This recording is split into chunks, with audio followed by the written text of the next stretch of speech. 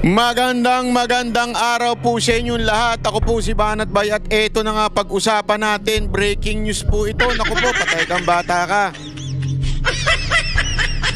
Si Sir Orly daw ay nawawala. Ano ko ba eh? Naku. Nakakuratong balele. Hindi. Naku po, patay tayo dyan. Alam mo mga kababayan, eto hong si Sir Orly, alam mo may matinding pasabog. Pero kakaiba ho ang response na nakuha natin mula ho sa Senado, sa mga pinklawan, sa mga makakaliwa. Nakakapagtaka ho talaga.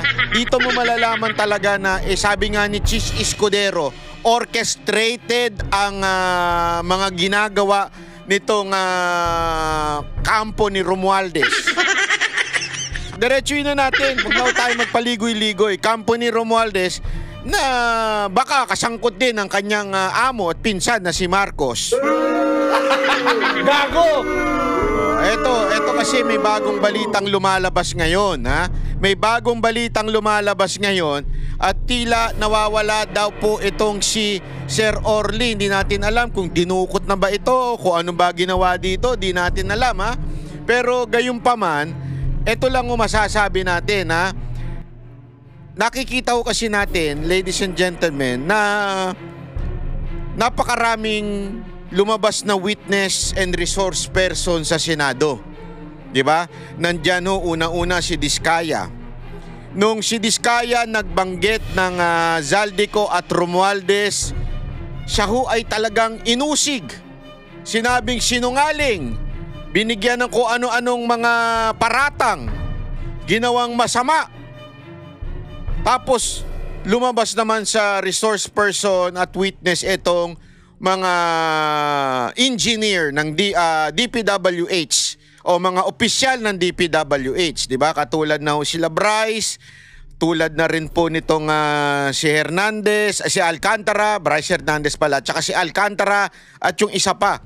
Doong yung mga tatlo na yon at saka yung pinakahuli, yung kamukha ni Dolphy.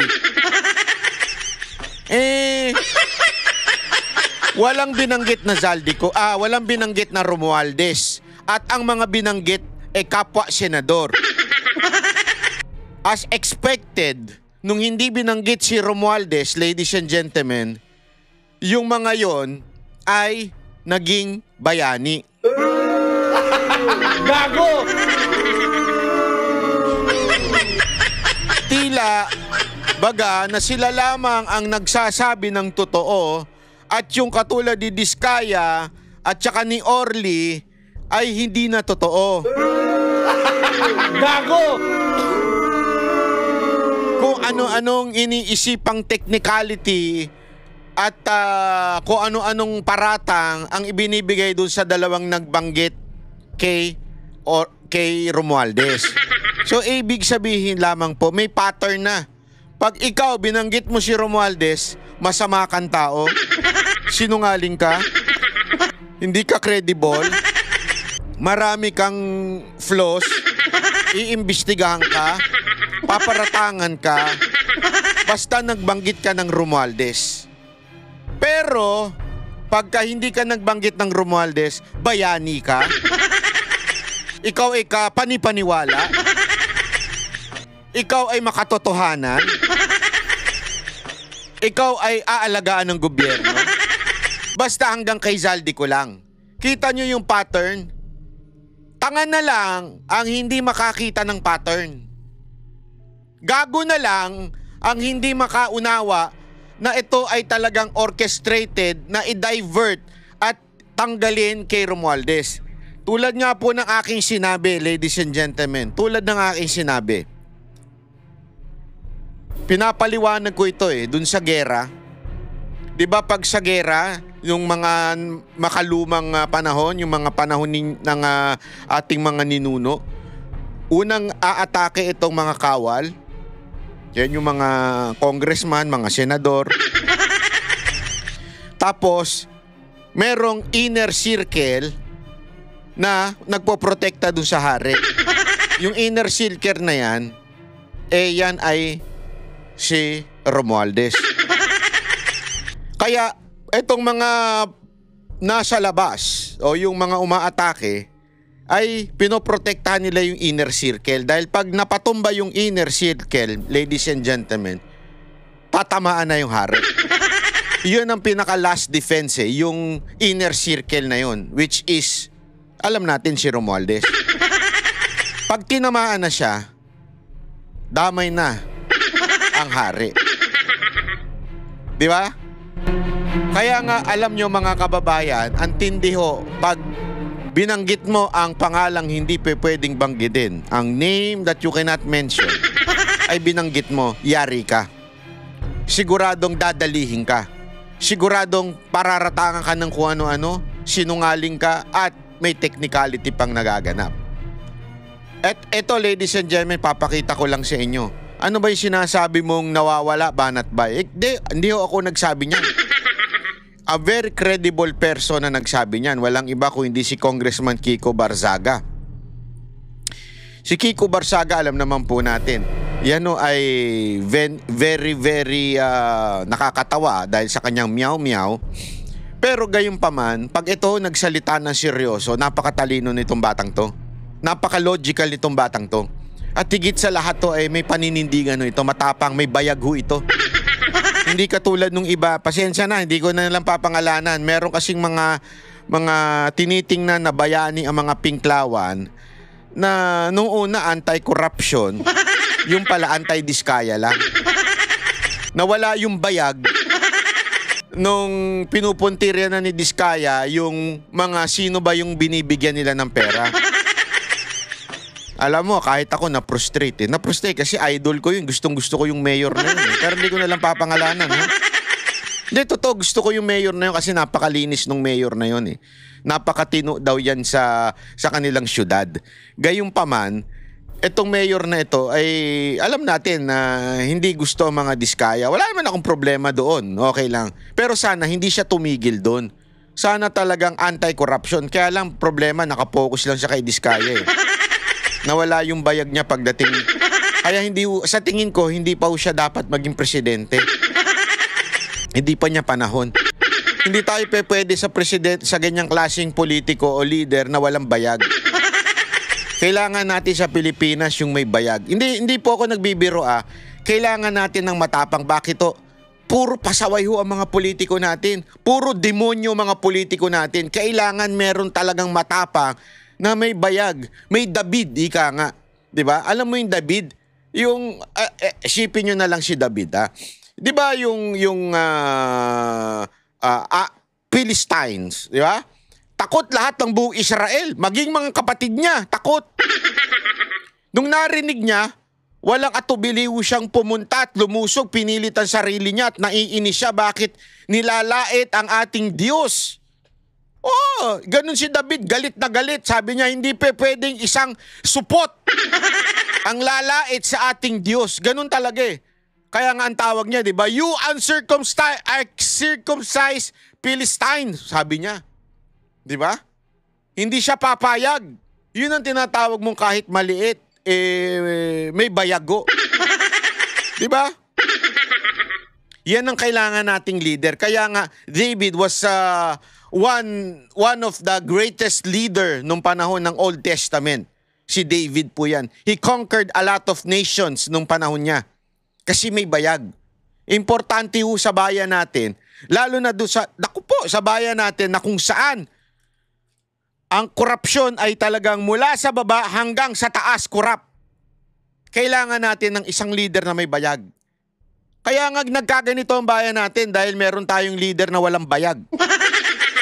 Pasensya na kung puro bayag pero yung bayag po hindi bastos yan. Yan po ay simbolismo lamang ng isang taong walang tapang, walang courage, walang braveness sa kanyang puso.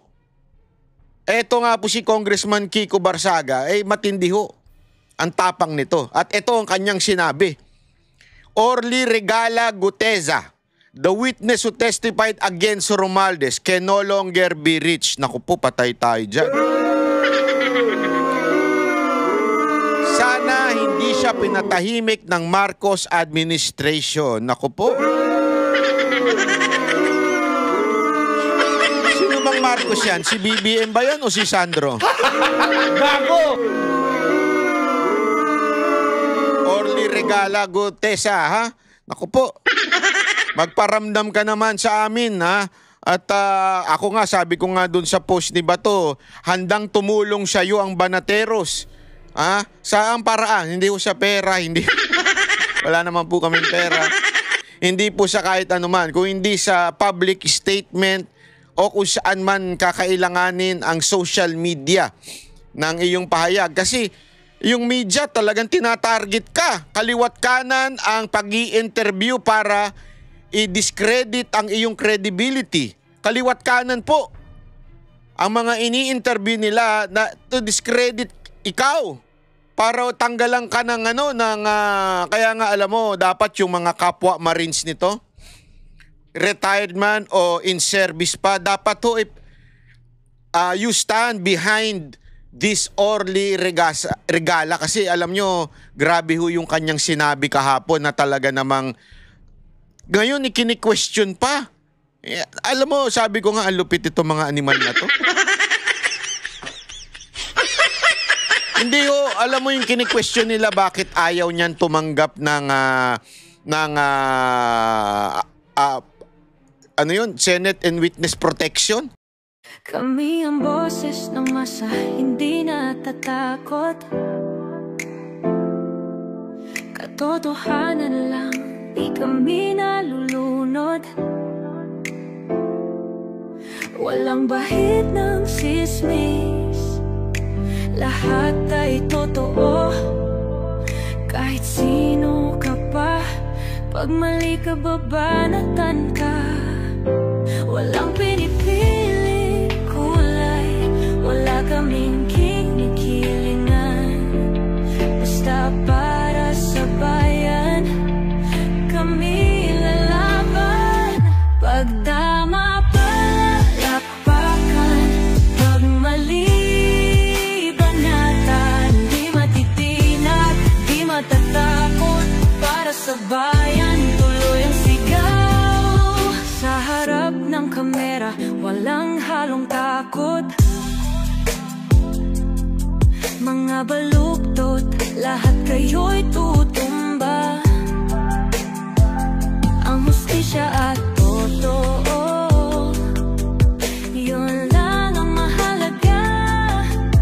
Kahit sinong harang, di kami matitinag. Walang pinipiling kulay, wala kaming kinikilingan. Basta para sa bayan, kami lalaban. Pag tama palakpakan, pag mali banatan, di matitinag, di matatakot.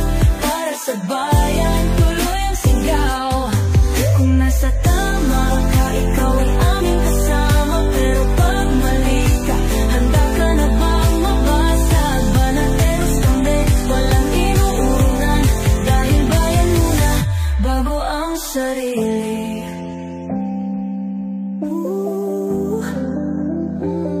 Bago ang sarili.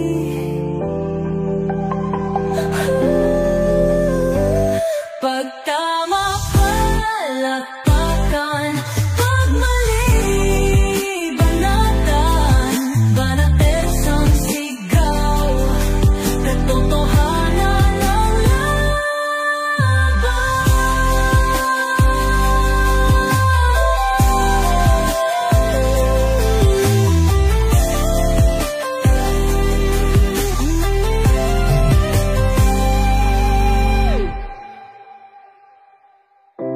sa harap ng kamera,